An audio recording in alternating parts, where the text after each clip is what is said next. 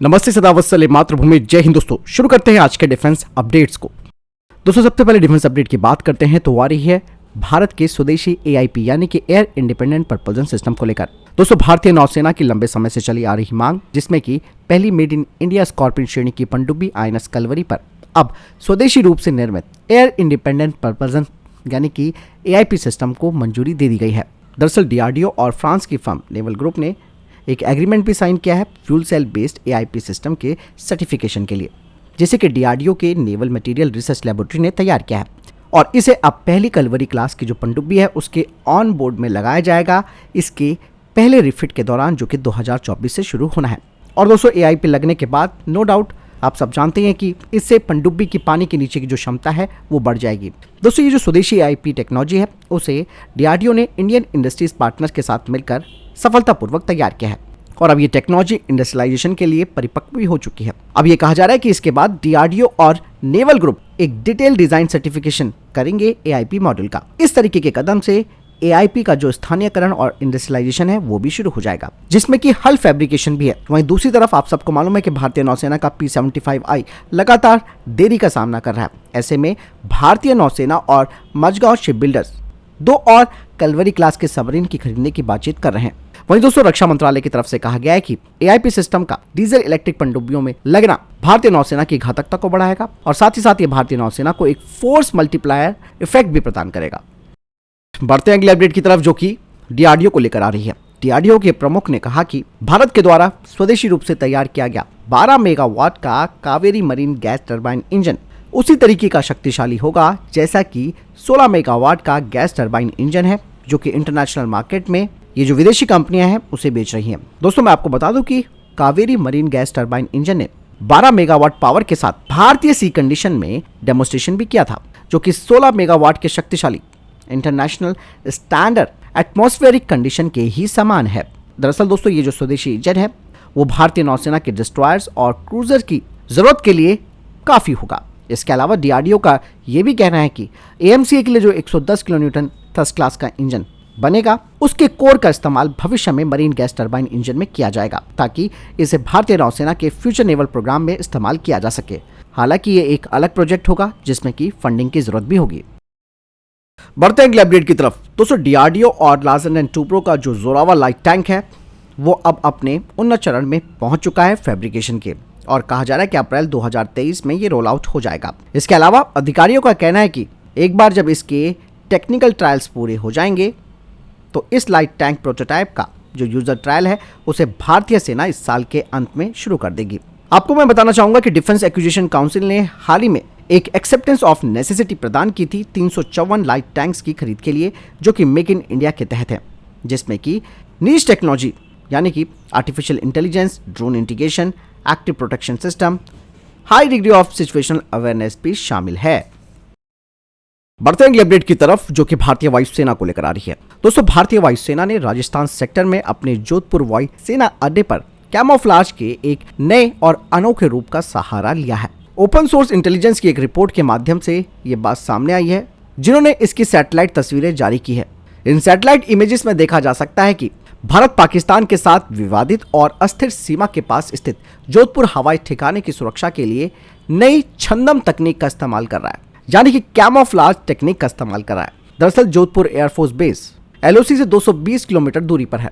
यही नहीं दोस्तों, इन सैटेलाइट इमेजेस से पता चला है कि जोधपुर एयरबेस पर एयरक्राफ्ट हैंगर, पार्किंग और टैक्सिंग एरिया और रनवे को ग्राफिटी से पेंट किया गया है और इसमें अलग अलग आकृतियां और आकार की वस्तुओं को भी दर्शाया गया है, ताकि जो दुश्मन के पायलट्स हैं उनको भ्रमित किया जा सके। दरअसल दोस्तों इसके पीछे एक और कारण माना जाता है कि आजकल सभी देश होमिंग मिसाइल, जो कि ऑप्टिकल आइडेंटिफिकेशन के साथ होती हैं, उनका इस्तेमाल कर रहा है और इस तरीके की मिसाइलों की संख्या काफी बड़ी है। दरअसल इन मिसाइलों में एक कंप्यूटर होता है जिसमें कि दुश्मन के गियर के कई पीसेस के सिग्नेचर्स होते हैं, जिसमें कि विजुअल कैरेक्टरिस्टिक्स भी शामिल होते हैं, और एक बार ये जब मिसाइलें लक्ष्य की पहचान कर देती हैं उसके बाद ये ऑटोमेटिकली अपने टारगेट की तरफ बढ़ना शुरू हो जाती है।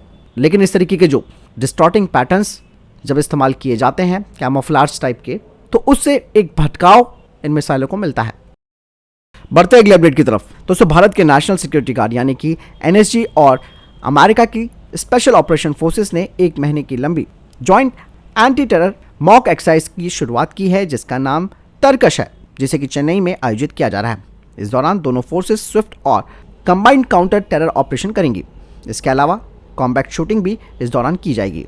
कहा जा रहा है कि इस एक्सरसाइज के दौरान दोनों ही स्पेशल फोर्सेस एक दूसरे के साथ बेस्ट प्रैक्टिसेस, इक्विपमेंट्स और वेपन टेक्नोलॉजी को भी शेयर करेंगी और इस जॉइंट एक्सरसाइज में केमिकल, रेडियोलॉजिकल, बायोलॉजिकल और न्यूक्लियर थ्रेट्स को न्यूट्रलाइज करने का प्रभावी तरीके का इस्तेमाल करेंगी।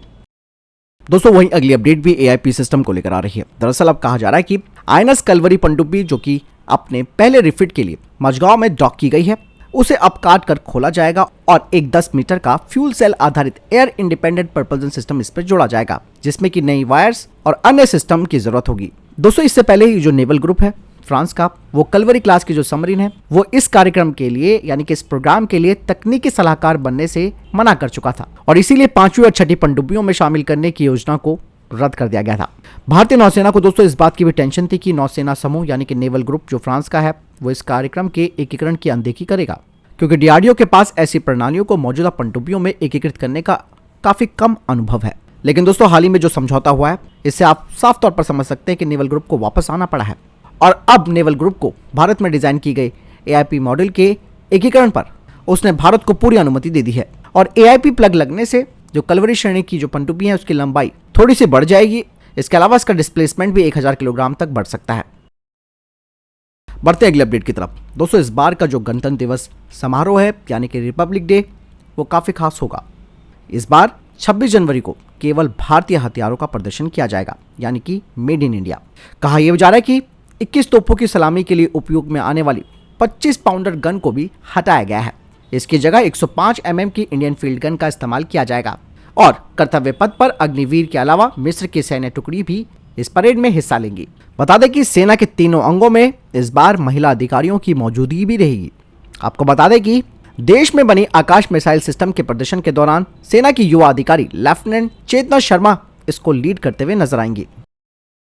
बढ़ते हैं अगले अपडेट की तरफ। दोस्तों आपको मालूम है कि भारत सरकार लगातार हर क्षेत्र में आत्मनिर्भर बनने की कोशिश कर रही है। ऐसे में अब एक नए मोबाइल ऑपरेटिंग सिस्टम की भी एंट्री हो गई है, यानी कि आपके फोन में जो एंड्रॉयड और iOS जैसे ऑपरेटिंग सिस्टम होते हैं इनकी जगह अब मेड इन इंडिया सॉफ्टवेयर का इस्तेमाल भी किया जाएगा।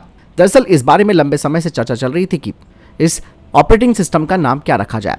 कहा यह जा रहा है कि इस ऑपरेटिंग सिस्टम का नाम भारोस रखा गया है और इसे सरकार ने हरी झंडी दे दी है। भारत के स्वदेशी मोबाइल ऑपरेटिंग सिस्टम भार ओएस की सफल टेस्टिंग आईटी मंत्री अश्विनी वैष्णव और शिक्षा मंत्री धर्मेंद्र प्रधान की ओर से की गई है।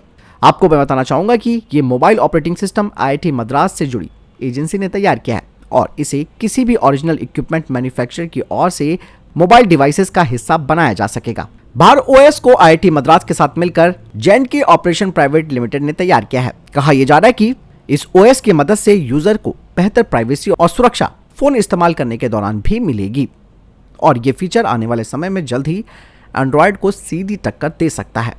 हालांकि शुरू में भार ओएस का इस्तेमाल केवल वही एजेंसियां करेंगी जिन्हें बेहतर प्राइवेसी की जरूरत है।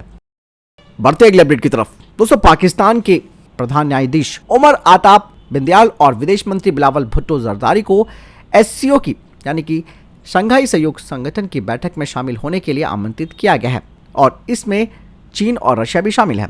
रिपोर्ट्स में कहा गया है कि भारत वर्तमान में एससीओ की अध्यक्षता कर रहा है, जिसमें चीन, भारत, रूस, पाकिस्तान, ईरान और मध्य एशियाई राज्य शामिल हैं।